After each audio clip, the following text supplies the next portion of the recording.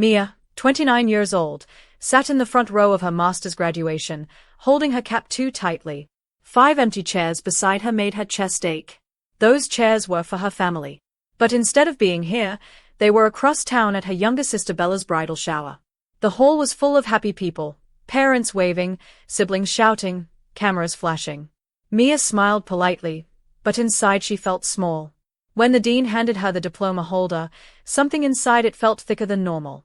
Later, she opened it and saw an envelope with her name written in familiar, neat writing. Before she could read it, her phone began to buzz again and again. 51 missed calls. All from her family. They had suddenly remembered her. To understand why that hurt so much, you had to know where Mia came from. She grew up in Portland, Oregon, in a big white house on a hill. Her father, David, was a heart surgeon. Her mother, Karen, was a corporate lawyer. Their house had wide stairs, shiny floors, big family photos on the wall, and 2 cars in the garage.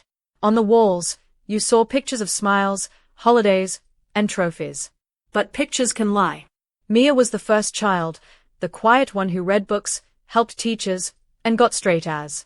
Her parents said, "Good job, honey," but that was it. 5 years later, Bella was born, loud, pretty, full of energy. And slowly, the attention in the house shifted. Bella became the star without even trying. She was funny, she sang loudly, she danced in the living room, she made people laugh. By age 7 she was doing gymnastics, and every week she came home with ribbons. Their mother clapped and said, "That's my girl." Their father filmed every cartwheel. Soon the house had shelves full of Bella's medals. Mia's certificates, honor roll, spelling bee, essay contest, were put in a drawer. "Mia does well in school," her mother would say, almost like it was background noise. But when Bella won something, they called grandma, aunties, neighbors. Mia learned something early. In her house, talent you could show off was louder than hard work you did quietly. Mia never forgot her 16th birthday. That morning she was excited because 2 good things had happened. She had just been named valedictorian of her junior class, and her parents promised a small dinner to celebrate. She dressed nicely and came downstairs. But while she was setting the table, Bella ran in shouting, "Mom, I made the regional gymnastics team." Her mother hugged her. Her father said, "We have to celebrate." By evening, the dinner Mia thought was for her had turned into Bella's party. Relatives came over. The cake had a tiny gymnast on it. Bella got a small car so she could go to practice. Mia got a gift card. Her mother said, "We're proud of you too, Mia." But it was said in passing, like a comment, not a celebration. High school graduation was the same story. Mia was the top of her class. She wrote her speech carefully, hoping this time her parents would look at her and really see her. On stage, as she talked about working hard and not giving up, she looked for her father's face. But David was bent over the video camera changing the battery, and Karen was waving at Bella, who was playing in the school band. Afterward, at dinner, everyone talked about Bella's upcoming dance show. No one even mentioned Mia's speech. She went to her room that night and whispered, "Why am I never enough?" College made it worse. Her parents had opened a college fund for both girls, but whenever Bella needed money for a trip, a costume, a camp, or just to try something new, the money came from Mia's side.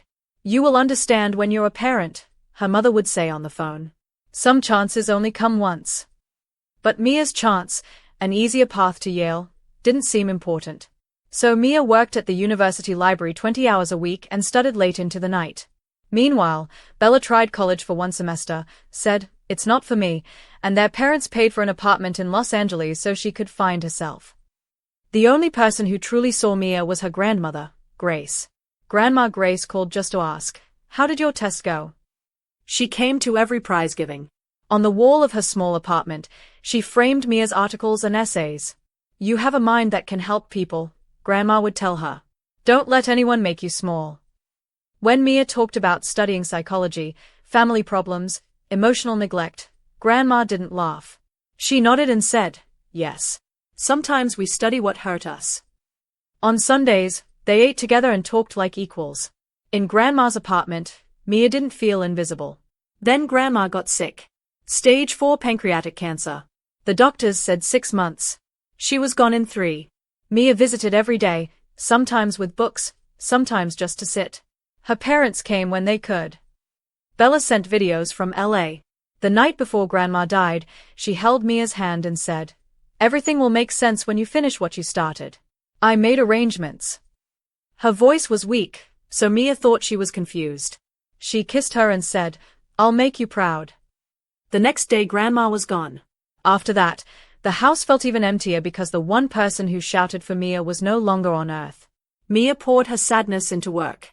She finished her master's in psychology, focusing on how parents who choose a favorite child can damage the other children. Her professor, Dr. Allen, told her, "Your work is powerful because you lived it." That made her proud. 3 months before graduation, she sent her family formal invitations, cream paper, gold edges, very official. She even wrote personal notes. "Your presence would mean the world to me." And to her shock, everyone said yes. Her father called, "We're proud of you, sweetheart. Of course we'll be there." Her mother added the date to the family calendar. Bella texted, "So proud of you, sis." For a few weeks, Mia allowed herself to imagine it. Her family sitting in the audience, clapping for her for once. But 2 weeks before the graduation, everything changed. Mia was at her parents' house for Sunday dinner when Bella called everyone on speaker. "Guess what? Jake proposed," she screamed. Her mother squealed. Her father said, "That's wonderful, honey." Then Bella added, "We have to do the bridal shower in 2 weeks. It's the only day his mom can make it." Mia looked up slowly. "That's the day of my graduation." There was a pause. Then her mother said in that careful voice, "Mia, darling, a first wedding only happens once. You'll have more graduations. You understand, right?" Mia stared at her plate. "I sent my invitations 3 months ago," she said softly. "You all said yes." Her father cleared his throat. "Plans change." Her mother added, "You could always skip the ceremony and come to the shower. It would mean so much to Bella."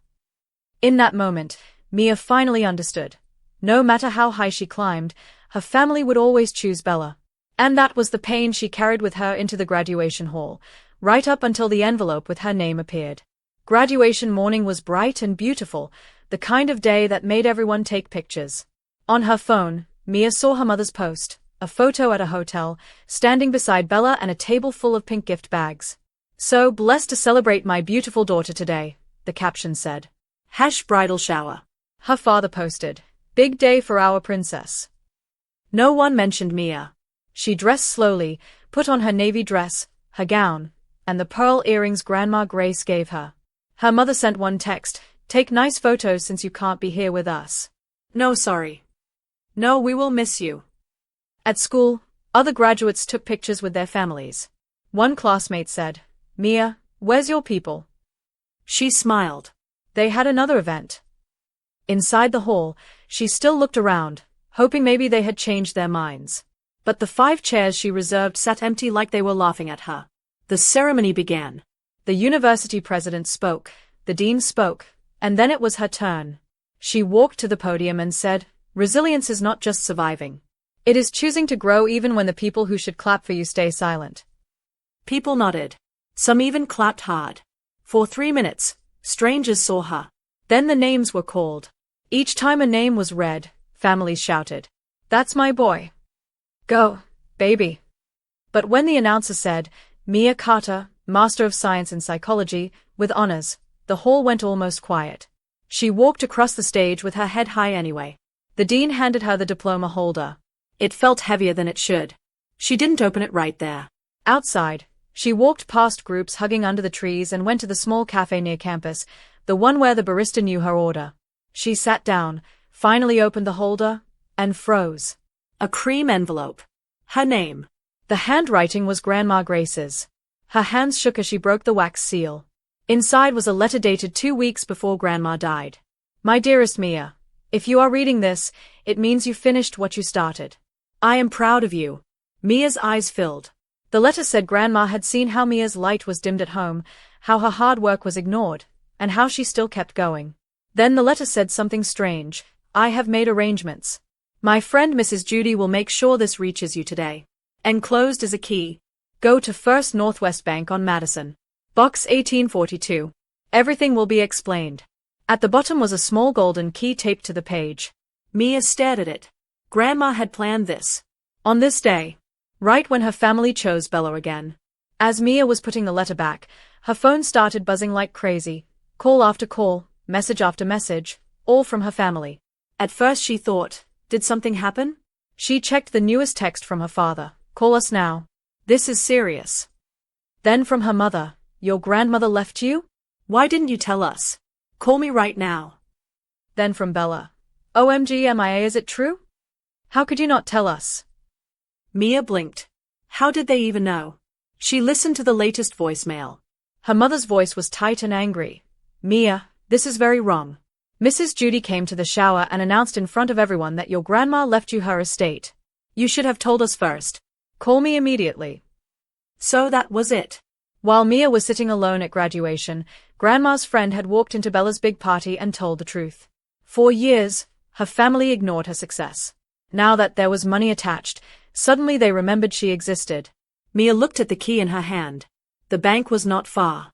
She turned off her phone. They could wait. The bank was quiet and cold.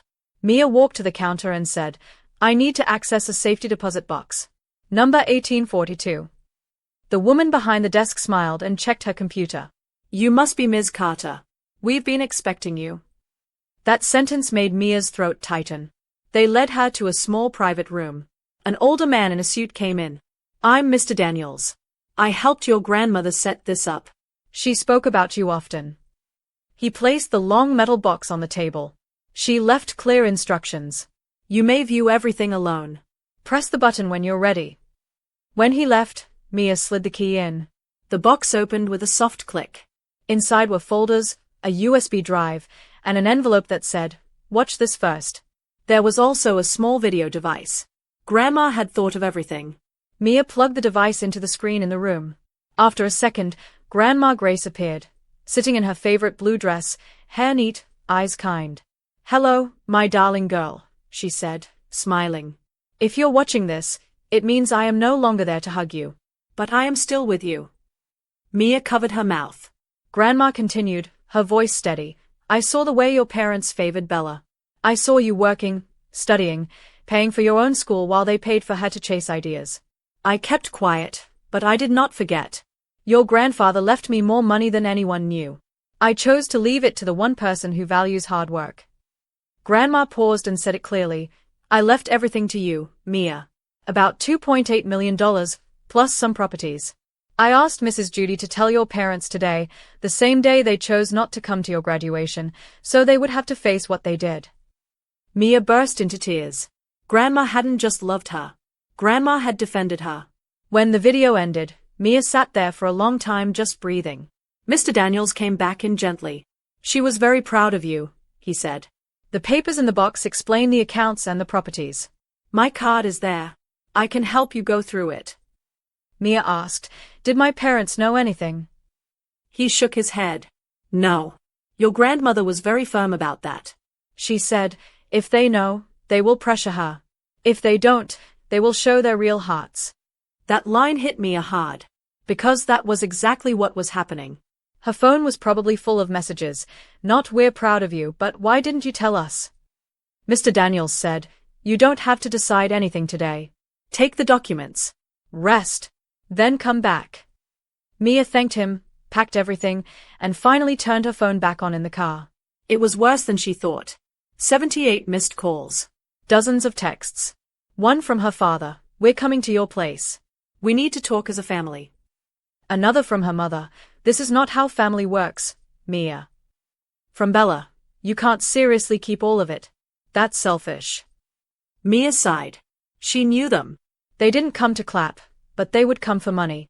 She drove home slowly, thinking of Grandma's words, remember who saw you before the money. When she reached her apartment building, she saw their cars already there, her parents' silver SUV, Bella's shiny white car.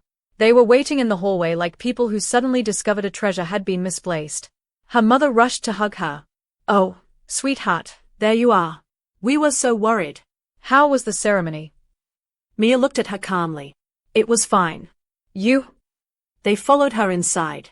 Her father tried to smile. We wanted to surprise you, he said. Celebrate your milestone.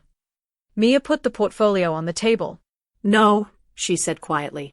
You came because Mrs. Judy told you. The room went silent. Her mother sat down, her lawyer face on. Mia, what your grandmother did doesn't make sense. She was sick. She was emotional. Of course she wanted to help you, but she didn't mean to cut the family out. Bella jumped in, hands on her hips, bridal sash still on. Yeah, like, why would she give you everything? I was close to her too. Mia looked at her. When was the last time you visited her before she died? Bella opened her mouth but nothing came out. Mia turned to her parents. You said my graduation was just a graduation. You said I could go alone. But now that there's money, you're here. Do you see the problem? Her father's jaw tightened. That is not fair, he said. We raised you. We supported you. We were at Bella's event because it was already planned. Mia shook her head. I planned my graduation with you 3 months ago. You chose Bella. Again. Her mother leaned forward. Listen, honey. Families share. Your grandmother wouldn't want this to break us. We just need to see the documents and figure out a fair way to divide it. Mia actually laughed, soft, tired. She did think about that, she said. That's why she left a video. She said you would only find my achievements important when money was attached. She told me not to share it. So no, the money is not up for discussion. Bella's eyes filled with angry tears. So you're really going to keep it all? Mia met her eyes. I'm going to keep the thing you all refused to give me, value. And for the first time in that living room, it was Mia who set the rules, not them. They argued, of course. Her mother tried guilt. Your father and I worked so hard. We deserve to know what was left. Her father tried authority. You will not speak to us like this, young lady. Bella tried jealousy. I'm getting married. I need a house. You don't even have kids. But Mia stayed calm. Grandma left it to me because she saw what you didn't, she said. She saw me studying by her hospital bed. She saw you skipping her appointments. She saw every time you chose Bella over me. This isn't punishment. It's correction. Her father snapped. So that's it?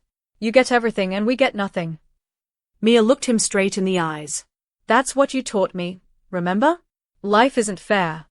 Silence hit the room. For the first time, they heard their own words used on them. Mia stood. I love you. But I won't be used. I won't be invisible again.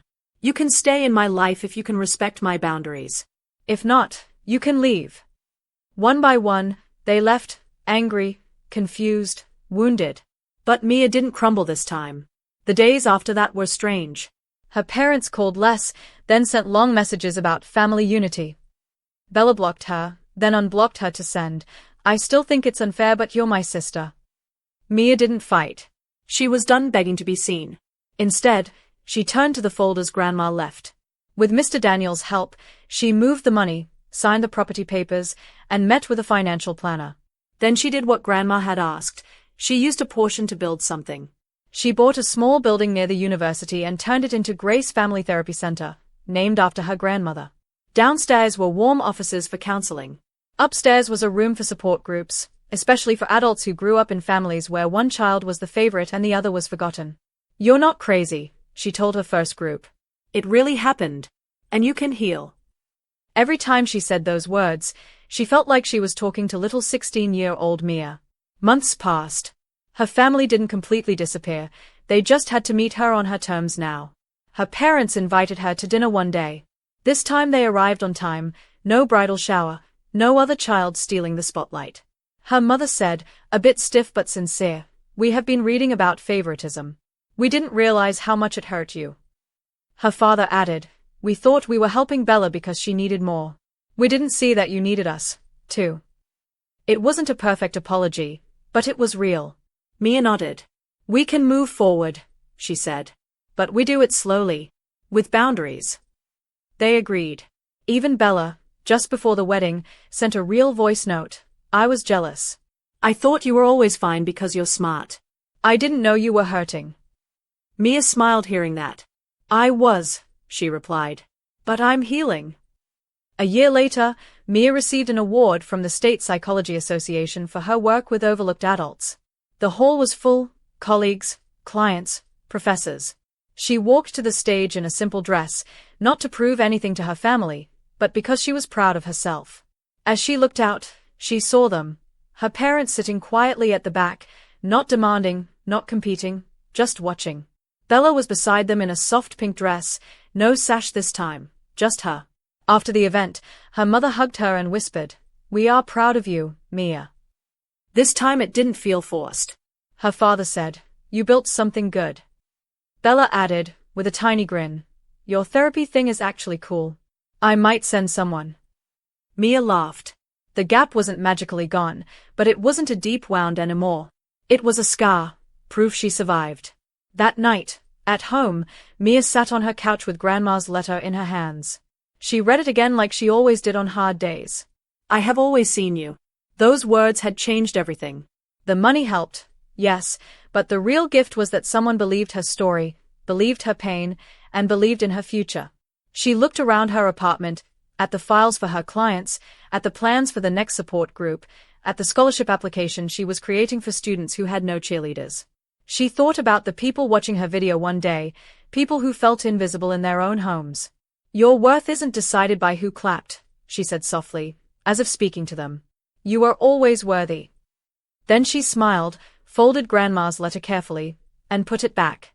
The forgotten daughter was no longer forgotten, because she had learned to see herself. And once she did that, the rest of the world had no choice but to start seeing her too.